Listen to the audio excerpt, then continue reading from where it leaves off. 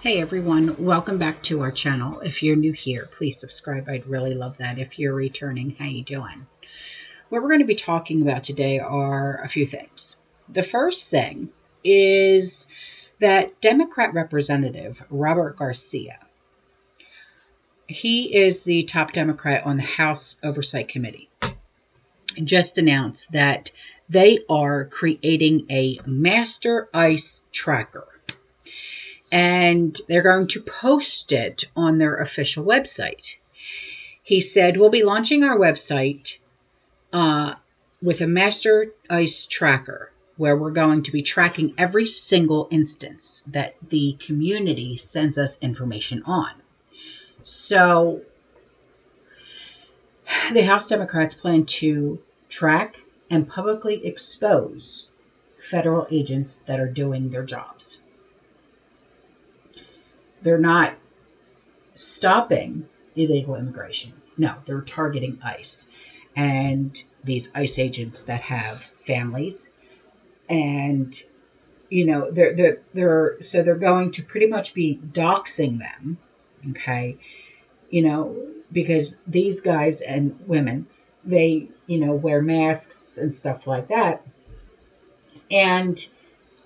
but don't get me wrong, ICE agents aren't the only ones that wear masks while on the job, okay? SWAT team members, they also wear masks, okay? So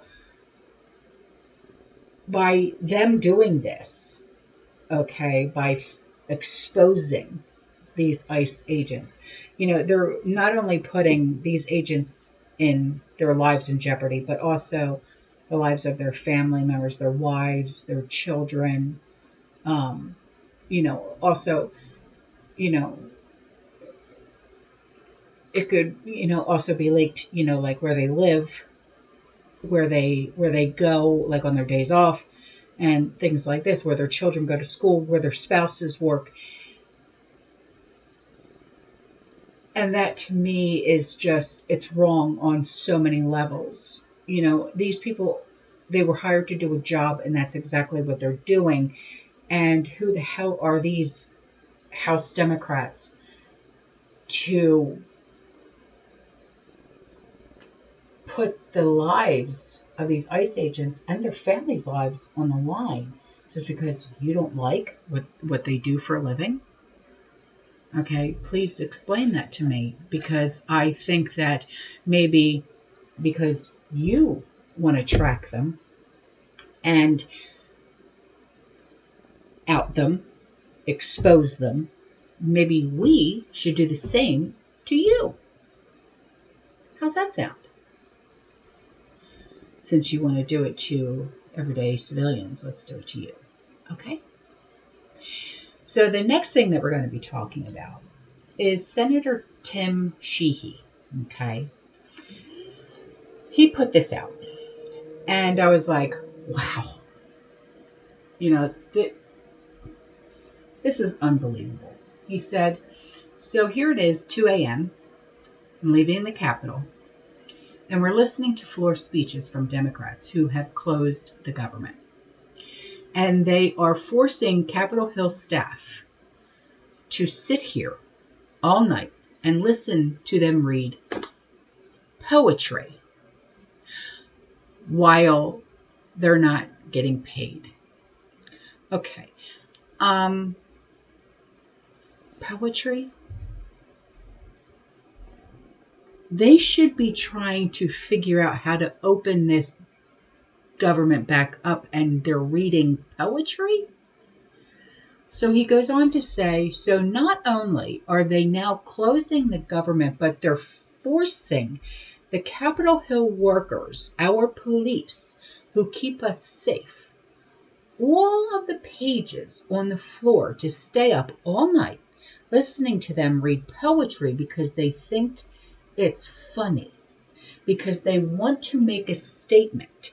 So not only are they not paying the government, now that the government is closed, they are forcing all of these good people in this building to stay up all night and listen to them read poetry. That's how ridiculous this shutdown has become. That's how ridiculous this stupid Schumer shutdown is. This is ridiculous. Let's get back to work and open the government. So, politicians are staying in the building. All the while, the police have to stay there and guard them while they're reading poetry. I'm sorry. Is poetry going to be the factor here that brings the answers on how to open the government back up? Because I'm confused.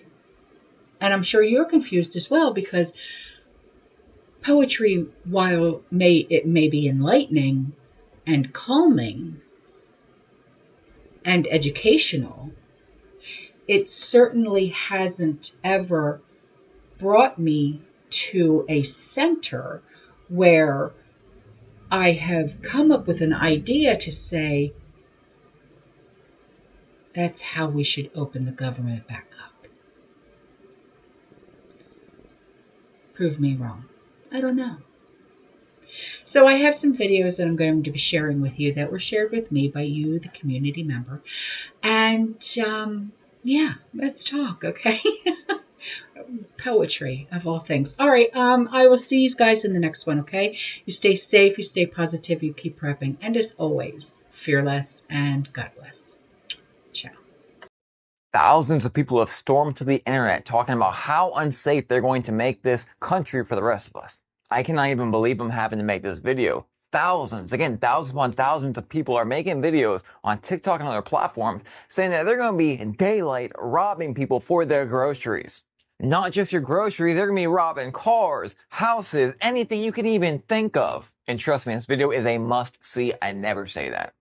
We're about to get into really how bad it is. We just had the U.S. Marshal shooting this morning. We just had the cartels allegedly put bounties on ICE agents. People are absolutely, literally going insane. First, let's talk about all the alleged robberies that may just take place. It's because the EBT line is not working for this November, I guess because of the shutdown, but also, it's also because they added or updated work requirements, making you work 20 hours a week. Let me preface this video by saying I sympathize with the people that are on EBT. I do. I understand how that can be difficult and not make enough money and be able to qualify for something like EBT. And I'm not too proud to say I've gotten EBT before. Most recently, when my son died a few years back, we ended up getting it for a few months while I was taken off of work. But while sympathizing, to then threaten every single person in broad daylight in the Walmart parking lot, food banks exist. We cannot get to the place in society where we're too proud to go into a food bank, but we're not too proud to rob someone for their groceries in the parking lot. So let's listen to a few mentions. People are going to start, I'm telling you, this is going to be a thing. People are going to start, instead of stealing groceries from the stores, they're going to start watching people go to their cars. And they're going to take all of their groceries. And you know what the store going to do? Not our problem. Just a quick FYI, I wouldn't try that in an open carry state. And a PSA to them retail workers during this hard time of going on in the world, I really don't advise y'all to try to chase after anybody that's trying to collect them some food for their family as they're walking out that door with that cart, because you might around and don't make it home. Stealing food is not collecting food. Again, I do sympathize with hard times. Right? Lock your cars, lock your house up. If one of the people that you leave your car unlocked, parked in your driveway, you better lock it. With the food stamps being gone and people not gonna have no, people gonna eat, okay? Nobody's just gonna, this is 2025, nobody's just not gonna eat, food stamps, I'm telling you right now. And then we had the U.S. Marshal get shot today. We have shootings all over the country happening every single day in schools and churches, etc. The alleged bounty on ICE workers, these protests happening day by day, clashing with government agencies. Civil war is right around the corner. And these people, they know it. Completely unrelated. Not only does the media know this, it's actually playing stories and videos to make us mad at each other. It's crazy. Completely unrelated. As we all know, that our U.S. tax system is a voluntary tax system, and we depend on people willing every year to sit down, fill out that form, and pay their appropriate amount of taxes. So I really think enforcement is a reward to those who voluntarily comply. And I think if the public does not see that the IRS is enforcing the laws, we're going to be at risk of losing people continuing to voluntarily comply. The Trump administration used $300 million of tariff revenue to fund the WIC program. The Trump administration also authorized the payment of payroll to the military. Even in the midst of this government shutdown, he's making sure that people are taken care of. That sounds like what I voted for. But you all voted for Democrats. Democrats who would shut the government down, have children go without food, have our military go without pay, have federal workers go without pay. That's the person, the people that you voted for. So you might want to kind of look at your own side of things at this point and ask yourself, which one of us actually voted for the monsters? Which one of us actually voted for bad people? Because time and time again, it's looking like the Democrats are consistently on the wrong side of every situation.